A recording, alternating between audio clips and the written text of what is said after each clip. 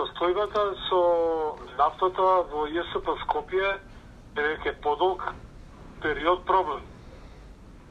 Значи, да се вратиме назад месеци, исто така каснеше испораката, меѓутоа ова што се случи завчера, веќе оди во друг правец. Значи, Бирото за јавни набавки ја суспендирало одлуката за нафта на Путско петрол кон ЈСП. Факт е дека ЈСП му должи на Путско петрол доста пари. Факт е дека владата на Република Македонија, односно Министерството за образование, му должи доста пари на ЈСП и кога би се пребиле тие средства, ние ќе бидеме чисти како фирма. Гориво нема, вртат само автобусите на СНГ, на метан, тие 25-30, и уште по некој дабл декер што му останало нафта, бидејќи биле двократни или двосменски во овие 3 дена, 4 од понеделник наово. Друг голем проблем што нас како вработени не тишти е тоа дека поголем број скопјани сметаат дека ЈСП е виновник за овие случувања, меѓутоа јас морам во името на вработените на ЈСП како репрезентативен синдикат да им кажам дека ЈСП е секогаш на нивна страна и се бориме, вадиме од еден автобус нафта, ставаме на друг и така веќе правиме сите ноќи наназад, само да има повеќе автобуси на линиите из Скопје. Голем проблем за граѓаните за ЈСП е и егото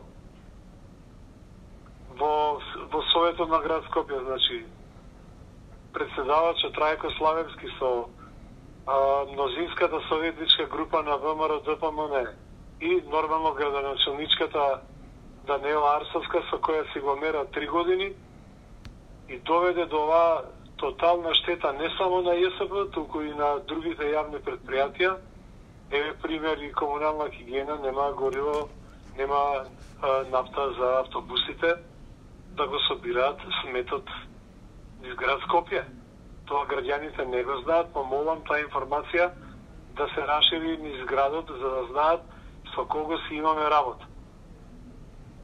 Веќе се бунтуваат студентите, веќе се бунтуваат жителите на Шуто Оризари и ја мислам дека утре во 13:30 часот пред градот Скопје ќе се собере голема група народ која со право протестира поради лошите услуги во јавниот градски превоз, односно мерењето на сила кој е поголем во случајов дали Даниела Арсовска или Советот на град Скопје, а единствено трпат и најмладите и најстарите и сите работници во градот.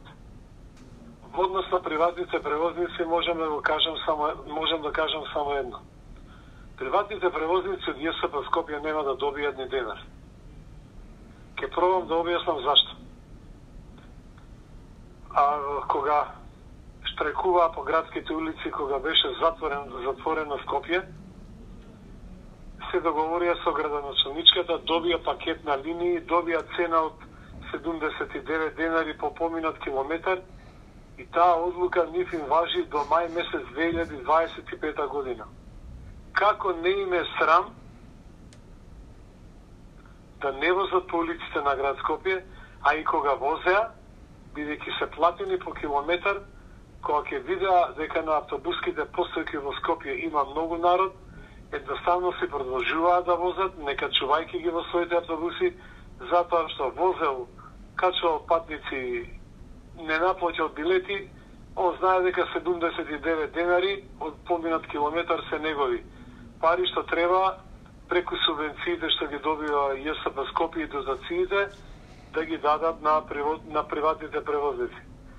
Значи, срамота е, гревота е.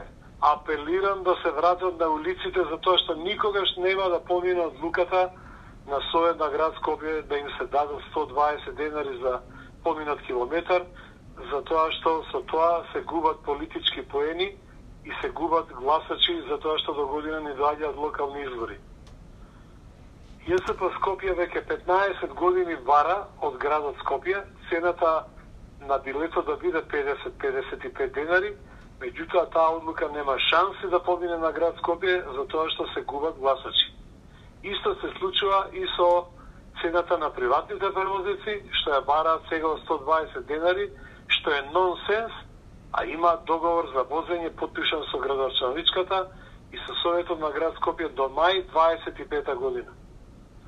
Значи, треба да се казнат, треба да се суспендираат пакетот на линии, или, што е уште подобро и поедноставно, да се вратат со своите 120-130 автобуси на улиците на град Скопје и да народот веќе нема никаков проблем со јавниот градски превоз. Срамота и арам за приватниците.